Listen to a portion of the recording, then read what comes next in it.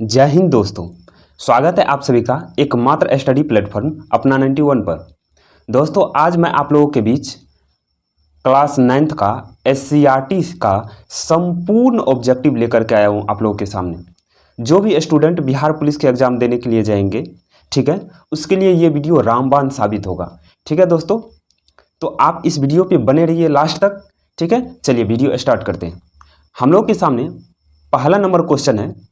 ठीक है, पहला नंबर क्वेश्चन है, वास्को डिगामा कहाँ का यात्री था। ठीक है, तो वास्को डिगामा जो है पुर्तगाल के यात्री थे। ठीक है, चलिए अगले क्वेश्चन को बढ़ते हैं। हम लोग के सामने दूसरा नंबर क्वेश्चन है, यूरोप वासियों ने दिशा सूचक यंत्र का प्रयोग किनसे सीखा। ठीक है, यूरोप वासियों ने दिशा सूचक यंत्र का प्रयोग किनसे सीखा।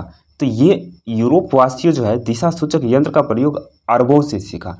ठीक है, चलिए अगले क्वेश्चन को बढ़ते हैं। हम लोग के सामने तीसरा नंबर क्वेश्चन में उत्तम आशा आंतरिक यानी कैप ऑफ गुड होप की खोज किसने की थी। तो कैप ऑफ गुड होप की खोज जो है डियाज बार्थोलोमियो ने किया था। ठीक है, डियाज बार्थोलोमियो ने। चलिए अगले क्वेश्चन को बढ़ते हैं। हम लोग के सामने चौथा नंबर क्वेश्चन है, अमेरिका की खोज किस वर्ष की गई। अमेरिका की खोज किस वर्ष की गई। तो अमेरिका की खोज 1492 ईस्वी में कोलंबस के द्वारा किया गया था। ठीक है दोस्तों, चलिए अगले क्वेश्चन की ओर बढ़ते हैं। कुस्तुनतुनिया का पतन किस वर्ष हुआ था। तो कुस्तुनतुनिया का पतन जो है 1453 ईस्वी में हुआ था।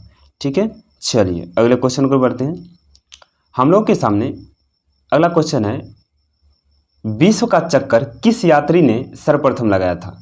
तो विश्व का चक्कर जो है मैगलेन ने सर्वप्रथम लगाया था। ठीक है, चलिए अब हम लोगों के सामने चैप्टर नंबर 2 अमेरिकी स्वतंत्रता संग्राम, ठीक है, आ गया है। चैप्टर नंबर 1 का ऑब्जेक्टिव जितने भी थे हमने करा दिया और हम लोग आ गए हैं चैप्टर नंबर 2 पे। ठीक है, चलिए पहला नंबर क्वेश्चन है, अमेरिका की राजधानी कहाँ है। तो अमेरिका का राजधानी वाशिंगटन है। ठीक है, चलिए अगले क्वेश्चन को बढ़ते हैं।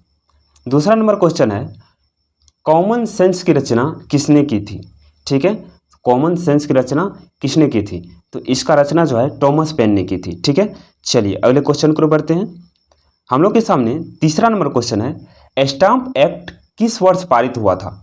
स्टाम्प एक्ट 1765 में पारित हुआ था। ठीक है, चलिए अगले क्वेश्चन को बढ़ते हैं। हम लोग के सामने चौथा नंबर क्वेश्चन है, अमेरिकी स्वतंत्रता संग्राम में अंग्रेजों का सेनापति कौन था। तो अंग्रेज तरफ से जो सेनापति था, ठीक है, वो कॉर्नवालिस था। कौन था? कॉर्नवालिस। ठीक है, चलिए अगले क्वेश्चन की ओर बढ़ते हैं। अमेरिकी संविधान कब लागू हुआ। ठीक है, ये बहुत इंपॉर्टेंट है दोस्तों इस एग्जाम में, यानी कि इस बिहार पुलिस के एग्जाम में, और ये क्वेश्चन VVI लग रहा है हमको। ठीक है, 99% चांस है इस क्वेश्चन को पूछने का। ठीक है, चलिए तो अमेरिकी संविधान कब लागू हुआ। ठीक है, तो अमेरिकी संविधान जो है 1789 में लागू हुआ और बन करके तैयार हुआ था 1787 में। ठीक है, चलिए अगले क्वेश्चन को बढ़ते हैं। हम लोग के सामने छठा नंबर क्वेश्चन है, विश्व में प्रथम लिखित संविधान किस देश में लागू हुआ। तो प्रथम लिखित संविधान जो है अमेरिका में लागू हुआ। ठीक है, अगले क्वेश्चन की ओर हम लोग के सामने अगला क्वेश्चन है, किस संधि के द्वारा अमेरिकी स्वतंत्रता संग्राम को मान्यता मिली। किस संधि के द्वारा अमेरिकी स्वतंत्रता संग्राम को मान्यता मिली। तो यहाँ पे हो जाएगा पेरिस की संधि। किसकी संधि हो जाएगी? पेरिस की। ठीक है, चलिए अगले क्वेश्चन पर बढ़ते हैं। हम लोग के सामने है 8वां नंबर क्वेश्चन, अमेरिकी स्वतंत्रता में अमेरिका का सेनापति कौन था। तो अमेरिका का सेनापति जो है वाशिंगटन था। ठीक है, और अंग्रेज का सेनापति उधर से कॉर्नवालिस था। चलिए अगले क्वेश्चन को बढ़ते हैं। हम लोग के सामने 9वां नंबर क्वेश्चन है, अमेरिका के प्रथम राष्ट्रपति कौन थे। अमेरिका के प्रथम राष्ट्रपति, तो अमेरिका के प्रथम राष्ट्रपति जॉर्ज वाशिंगटन थे। ठीक है, चलिए अगले क्वेश्चन को बढ़ते हैं। हम लोग के सामने 10वां नंबर क्वेश्चन है, सप्तवर्षीय युद्ध किन दो देशों के बीच हुआ था। सप्तवर्षीय युद्ध किन दो देशों के बीच हुआ था। तो ये हो जाएगा ब्रिटेन और फ्रांस के बीच, ठीक है, ब्रिटेन और फ्रांस के बीच हुआ था दोस्तों। यहाँ पे फ्रांस की हार हो गई थी, ठीक है, फ्रांस की हार हो गई थी। चलिए अगले क्वेश्चन की ओर बढ़ते हैं। अगला हम लोग के सामने वो दूसरा नंबर चैप्टर खत्म हो गया, अब हम लोग तीसरा नंबर चैप्टर पे आ गए हैं, फ्रांस की क्रांति पे, ठीक है। चलिए तो पहला नंबर क्वेश्चन देख लेते हैं इसका। पहला नंबर क्वेश्चन है,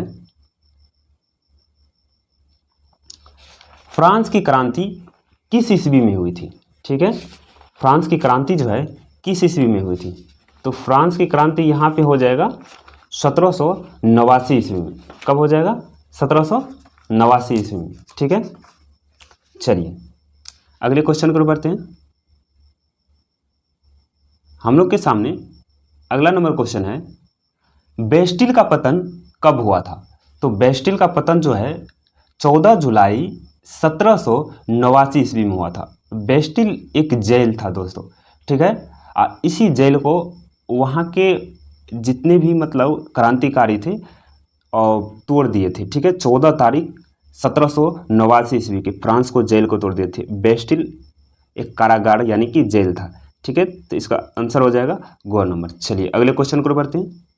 हम लोग के सामने तीसरा नंबर क्वेश्चन है, प्रथम स्टेट में कौन आते हैं। दोस्तों फ्रांस में व्यक्तियों के 3 स्टेट में विभाजित किया गया था, एक प्रथम स्टेट, द्वितीय स्टेट और तृतीय स्टेट, ठीक है। प्रथम स्टेट में पादरी आते थे और द्वितीय स्टेट में, ठीक है, द्वितीय स्टेट में कुलीन वर्ग आते थे और तृतीय स्टेट में जो ज़्यादा गरीब थे, ठीक है, दार्शनिक आते थे, जिसको हम दार्शनिक बोलते हैं, ठीक है। तो प्रथम स्टेट में इसका सही आंसर हो जाएगा पादरी, गो नंबर, ठीक है। यहाँ पे है द्वितीय स्टेट में कौन आते थे, ठीक है, तो इसका सही आंसर हो जाएगा कुलीन वर्ग, ठीक है। तृतीय स्टेट, तो तृतीय स्टेट में हो जाएगा दार्शनिक, कौन हो जाएगा? दार्शनिक, ठीक है। चलिए अगले क्वेश्चन पर बढ़ते हैं। अगला क्वेश्चन है, वोल्टेयर क्या था। तो वोल्टेयर एक लेखक था, क्या था? लेखक था, ठीक है। चलिए अगले क्वेश्चन पर बढ़ते हैं। रूसो किस सिद्धांत का समर्थक था। रूसो जो है किस सिद्धांत का समर्थक था, ठीक है। तो रूसो जनता की इच्छा का समर्थक था, ठीक है। चलिए अगले क्वेश्चन की ओर बढ़ते हैं। हम लोग के सामने 8वां नंबर क्वेश्चन है, मोंटेस्क्यू ने कौन सी पुस्तक लिखी। तो मोंटेस्क्यू ने विधि की आत्मा पुस्तक लिखी, ऑप्शन नंबर ख। चलिए अगले क्वेश्चन की ओर बढ़ते हैं। हम लोग के सामने 9वां नंबर क्वेश्चन है, फ्रांस की राजक्रांति के समय वहाँ का राजा कौन था। तो फ्रांस की राजक्रांति के समय वहाँ का राजा लुई 16वां था, ठीक है। चलिए अगले क्वेश्चन को बढ़ते हैं। हम लोग के सामने 10वां नंबर क्वेश्चन है, फ्रांस में स्वतंत्रता दिवस कब मनाया जाता है।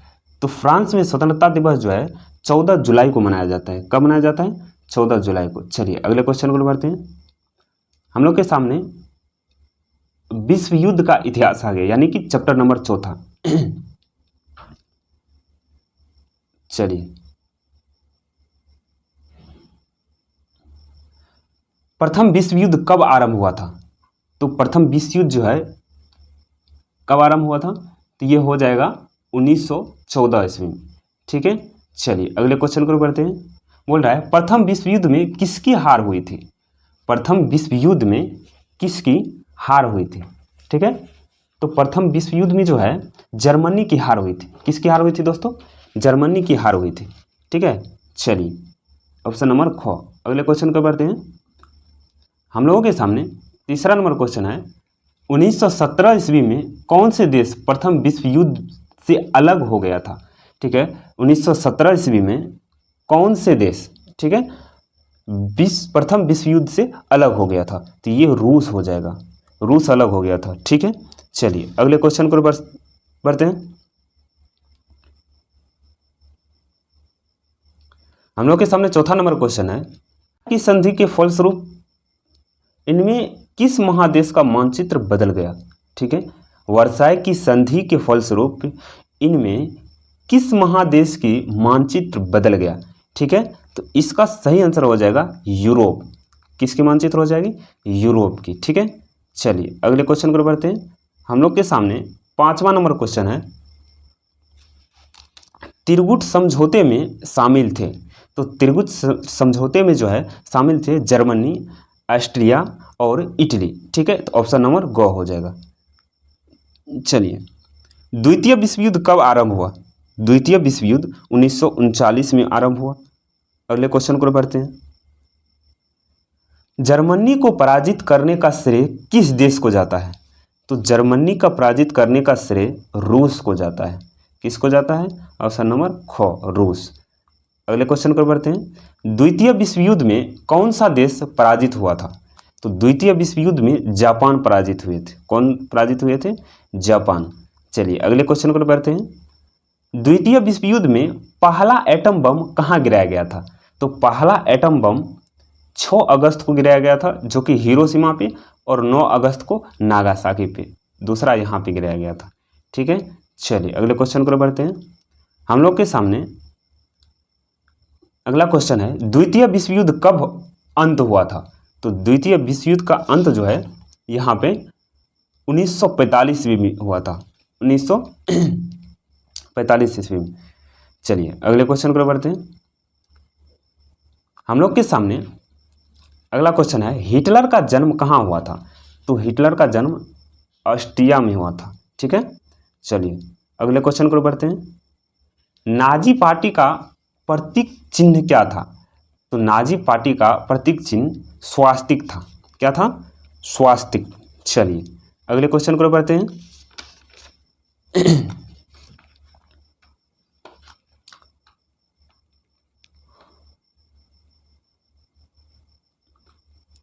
मीन कैंप किसकी रचना है? मीन कैंप जो है किसकी रचना है? तो मीन कैंप हो जाएगा हिटलर की रचना। ठीक है, ऑप्शन नंबर ख। चलिए अगले क्वेश्चन को बढ़ते हैं।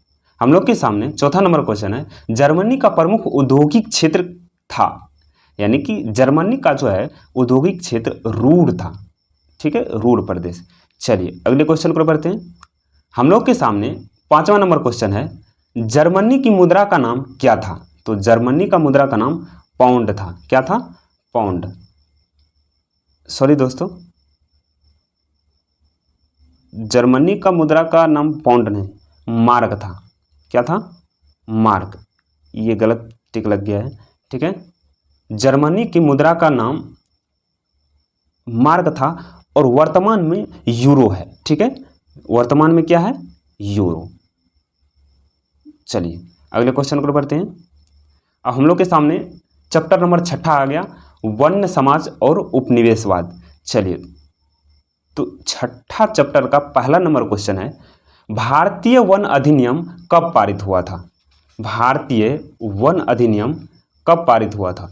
तो इसका सही आंसर हो जाएगा 1865 में। क्या हो जाएगा? ऑप्शन नंबर ख, 1865। चलिए अगला क्वेश्चन है, तिलका मांझी का जन्म किस ईस्वी में हुआ था? तिलका मांझी का जन्म 1750 ईस्वी में हुआ था। कब हुआ था? 1750 ईस्वी में। ऑप्शन नंबर क। अगले क्वेश्चन को बढ़ते हैं। हम लोग के सामने तीसरा नंबर क्वेश्चन है, तमार विद्रोह किस ईस्वी में हुआ था? तमार विद्रोह किस ईस्वी में हुआ था? तो तमार विद्रोह जो है 1789 ईस्वी में हुआ था। चलिए अगले क्वेश्चन की ओर बढ़ते हैं। हम लोग के सामने चौथा नंबर क्वेश्चन है, चेरो जनजाति कहाँ की रहने वाली थी? चेरो जनजाति कहाँ के रहने वाली थी? तो ये पलामू के रहने वाले थे। ठीक है, चलिए अगले क्वेश्चन को बढ़ते हैं। हम लोग के सामने 5वां नंबर क्वेश्चन है, किस जनजाति के शोषण विहीन शासन की स्थापना हेतु साउथ वेस्ट फ्रंटियर एजेंसी बनाया गया था? किस जनजाति के शोषण विहीन शासन की स्थापना हेतु साउथ वेस्ट फ्रंटियर एजेंसी बनाया गया था? तो इसका सही आंसर हो जाएगा कोल। क्या हो जाएगा? कोल जनजाति के विरोध। चलिए अगले क्वेश्चन को बढ़ते हैं। अगला क्वेश्चन है,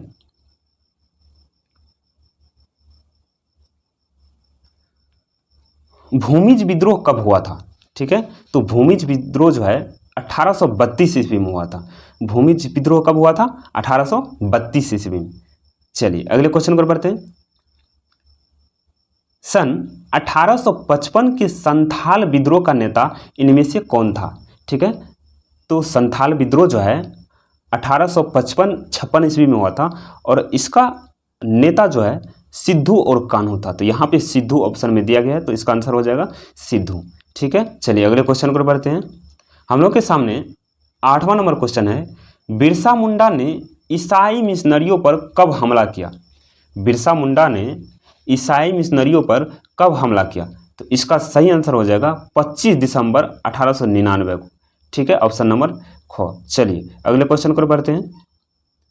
हम लोगों के सामने 9वां नंबर क्वेश्चन है, भारतीय संविधान के किस धारा के अंतर्गत आदिवासियों को कमजोर वर्ग का दर्जा दिया गया? भारतीय संविधान के किस धारा के अंतर्गत आदिवासियों को कमजोर वर्ग का दर्जा दिया गया है? तो इसका सही आंसर हो जाएगा 342। ठीक है, क्या हो जाएगा 342। चलिए अगले क्वेश्चन को बढ़ते हैं। हम लोग के सामने 10वां नंबर क्वेश्चन है, झारखंड राज्य का दर्जा कब मिला? तो इसका सही आंसर हो जाएगा, झारखंड जो है राज्य का दर्जा 15 नवंबर 2000 ईस्वी को मिला। ठीक है, चलिए फिर अगले क्वेश्चन को बढ़ते हैं। हम लोग के सामने चैप्टर नंबर 7वां आ गया, जो कि है शांति के प्रयास। तो इसका देख लेते हैं पहला नंबर क्वेश्चन क्या बोल रहा है। पहला नंबर क्वेश्चन है, राष्ट्र संघ के सचिवालय का प्रधान कार्यालय। ठीक है, राष्ट्र संघ के क्या हो जाएगा, राष्ट्र संघ के सचिवालय का प्रधान कार्यालय कहाँ था? तो इसका सही आंसर हो जाएगा, इसका सही आंसर हो जाएगा जिनेवा में। क्या हो जाएगा, जिनेवा में। चलिए अगले क्वेश्चन को बढ़ते हैं। हम लोग के सामने दूसरा नंबर क्वेश्चन है, इनमें कौन राष्ट्र संघ का सदस्य नहीं था? तो इसमें जो है राष्ट्र संघ का सदस्य अमेरिका नहीं था। कौन नहीं था? अमेरिका, ऑप्शन नंबर क। चलिए अगले क्वेश्चन को बढ़ते हैं।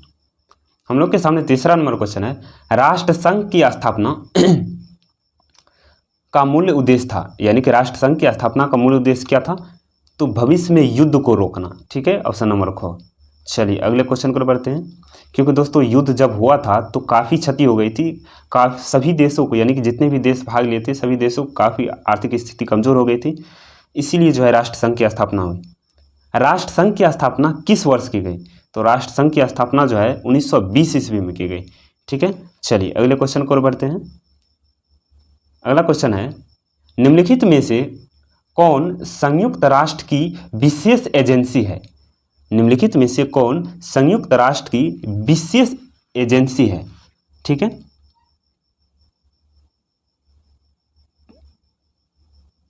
तो इसका सही आंसर हो जाएगा अंतर्राष्ट्रीय न्यायालय।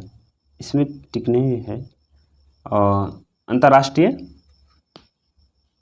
न्यायालय हो जाएगा। निम्नलिखित में से कौन संयुक्त राष्ट्र की विशेष एजेंसी थी? ठीक है, चलिए अगले क्वेश्चन को बढ़ते हैं। इसको देखना पड़ेगा दोस्तों। चलिए 5वां नंबर, 6ठा नंबर देखते हैं। संयुक्त राष्ट्र संघ का मुख्यालय कहाँ अवस्थित है? तो संयुक्त राष्ट्र संघ का मुख्यालय जो है न्यूयॉर्क में अवस्थित है। ठीक है, चलिए 7वां नंबर क्वेश्चन है, संयुक्त राष्ट्र संघ की किस सम्मेलन का सफल परिणाम था? यानी कि संयुक्त राष्ट्र संघ किस सम्मेलन का सफल परिणाम था? तो इसका सही आंसर हो जाएगा डाबसन, क्या है, डाम्बस्टन ऑक्स। इसका सही आंसर हो जाएगा डाम्बस्टन ऑक्स, ऑप्शन नंबर ए। चलिए हम लोग के सामने लास्ट चैप्टर कृषि और खेतीहर समाज, लास्ट चैप्टर आ गया है दोस्तों। ठीक है, चलिए बोल रहा है दलहन फसल वाले पौधे की जड़ की गांठ में पाया जाता है। ठीक है, तो यहाँ पे पाया जाता है नाइट्रोजन स्थिरीकरण जीवाणु, जिसको राइजोबियम हम लोग कहते हैं, राइजोबियम के नाम से जाना जाता है। ठीक है, चलिए अगले क्वेश्चन पर बढ़ते हैं। शाही लीची बिहार में मुख्यतः होता है? तो शाही लीची मुजफ्फरपुर में होता है, ये तो सबको पता है। चलिए अगले क्वेश्चन पर बढ़ते हैं। रबी फसल बोया जाता है, तो रबी फसल बोया जाता है कब?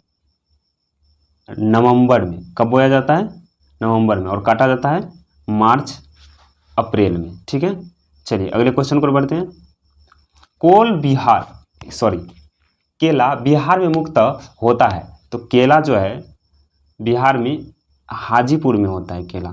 ठीक है, चलिए अगले क्वेश्चन पर बढ़ते हैं। 5वां नंबर क्वेश्चन है, चावल बिहार के किस जिले में सबसे ज़्यादा उत्पादन करता है? यानी चावल का उत्पादन बिहार के किस जिले में सबसे ज़्यादा होता है? तो रोहतास में होता है। कहाँ होता है? रोहतास। ऑप्शन नंबर ख। चलिए, बोल रहा है गर्मा फसल किस ऋतु में होता है? तो गर्मा फसल जो है ग्रीष्म ऋतु में होता है। चलिए अगले क्वेश्चन को बढ़ते हैं। हम लोग के सामने 7वां नंबर क्वेश्चन है, रेशेदार फसल को चुने। यानी कि रेशेदार फसल कपास है। कौन सा है? कपास। चलिए अगले क्वेश्चन को बढ़ते हैं। अगहनी फसल को चुने। तो अगहनी फसल जो है इसमें से चावल हो जाएगा। क्या हो जाएगा? चावल हो जाएगा। दोस्तों हम लोग के सामने जो है क्लास 9th का SCRT बुक में जितने भी ऑब्जेक्टिव दिए गए थे, ठीक है, हमने पूरे ऑब्जेक्टिव को अच्छे से कवर करवा दिया है। ठीक है, इसी तरह से मैं ज्योग्राफी, इकोनॉमिक्स और पॉलिटी लाऊंगा। ठीक है दोस्तों, तो लास्ट तक बने रहने के लिए बहुत बहुत धन्यवाद दोस्तों। यदि वीडियो को अभी तक लाइक नहीं किया है तो लाइक कर दीजिए और चैनल को सब्सक्राइब कर लीजिए। जय हिंद, वंदे मातरम, जय